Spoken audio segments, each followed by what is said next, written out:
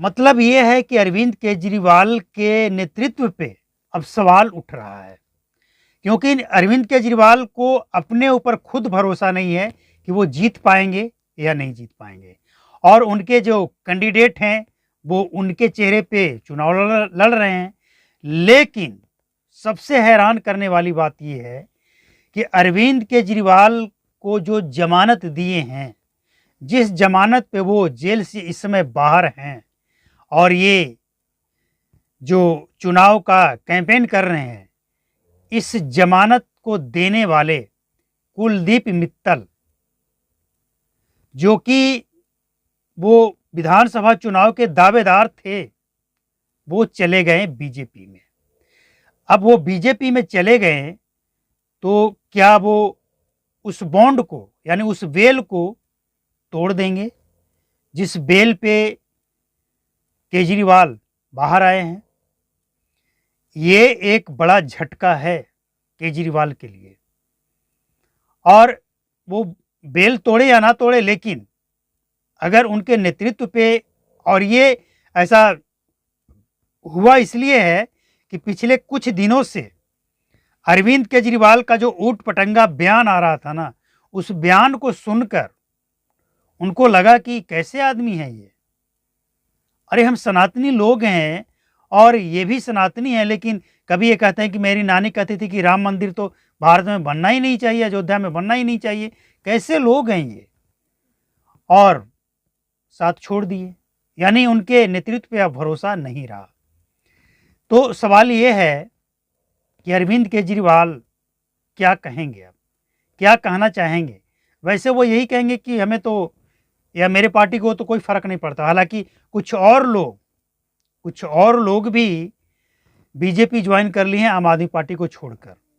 लेकिन खैर ये चुनाव है और ये सब चलता रहता है। कुछ बीजेपी के लोग भी कांग्रेस में चले जाते हैं, कभी आम आदमी पार्टी में चले जाते हैं, और कभी ये इधर उधर चलता रहता है। इससे कोई ज़्यादा बड़ी बात तो नहीं है।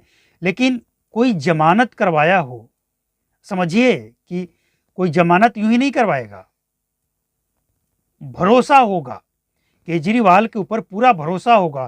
केजरीवाल के पिछले किए गए कामों पे भरोसा, केजरीवाल शराब कांड में दोषी हैं ऐसा भरोसा, तभी तो जमानत के लिए खड़े हुए होंगे। ऐसा तो नहीं कि कोई दबाव देकर उनसे जमानत दिलवा लेगा। लेकिन अगर उनको केजरीवाल पे डाउट हो चुका है तो फिर दिल्ली के जनता को भी डाउट है, और इसीलिए दिल्ली के जनता का ये मन है कि इस बार केजरीवाल को विपक्ष में रख दिया जाए। लेकिन क्या विपक्ष में रहने लायक भी केजरीवाल रहेंगे या फिर सत्ता हासिल करेंगे, ये तो दिल्ली की जनता को तय करना है। और ये दिल्ली की कोई एक दो जनता तय नहीं कर सकती, एक दो सीटें से भी तय नहीं होती है ये सारी चीज़ें। इसके लिए जब 70 सीट है तो कम से कम 36 सीट चाहिए सरकार बनाने के लिए, कम से कम 36 चाहिए, क्योंकि हाफ 35 तो एक ज़्यादा, 36 सीटें चाहिए। तो अरविंद केजरीवाल कितनी सीट लेकर आते हैं और क्या कुछ रिजल्ट आता है दिल्ली में, ये तो 8 फरवरी को पता लग ही जाएगा। लेकिन फिलहाल जो अरविंद केजरीवाल के साथ घटनाएं घट रही है, ये सचमुच कह सकते हैं आप कि अरविंद केजरीवाल को झटके पे झटका लग रहा है। एक तरफ वो नया रामायण लेकर एक कहाँ से चले आए जिस पे वो घिरे पड़े हैं, और दूसरी तरफ उनको झटके पे झटका लग रहा है। मतलब एक तरफ वो फंस चुके हैं रामायण पे बयान देकर।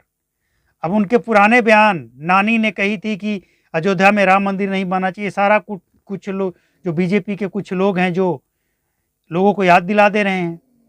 यानी कुछ तो फर्क पड़ेगा, ऐसा नहीं है कि कोई फर्क नहीं पड़ेगा केजरीवाल को, फर्क तो पड़ेगा। और केजरीवाल की पार्टी का जो ये सफाई है कि बीजेपी के लोग रावण के वंशज है, इसलिए उनको तकलीफ लग रही है, तो भैया रावण के वंशज कोई नहीं है यहाँ।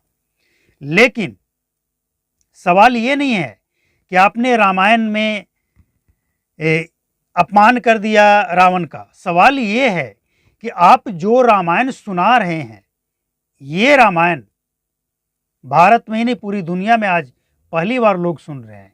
ये कौन सा रामायण है कि रावण सोने का हिरण बन गया और राम जी जो प्रभु थे वो खाना का व्यवस्था करने खाने के लिए व्यवस्था करने के लिए गए थे। ये तो नया रामायण देखने को मिल रहा है। आप कह रहे हैं कि हम झुग्गी झोपड़ियों में लोगों को, गरीबों को सुना रहे थे। मतलब आप गरीबों को ये मनगढ़ंत रामायण सुनाकर बेवकूफ़ बना रहे थे। क्या कर रहे थे आप? मतलब गरीबों के सामने कुछ भी बोल देंगे और बोलकर आप निकल जाएँगे, आपका यही मकसद था। तो इस मुद्दे से वो पकड़े गए हैं अच्छी तरह से। बीजेपी ने उनको बहुत मजबूती से पकड़ लिया है।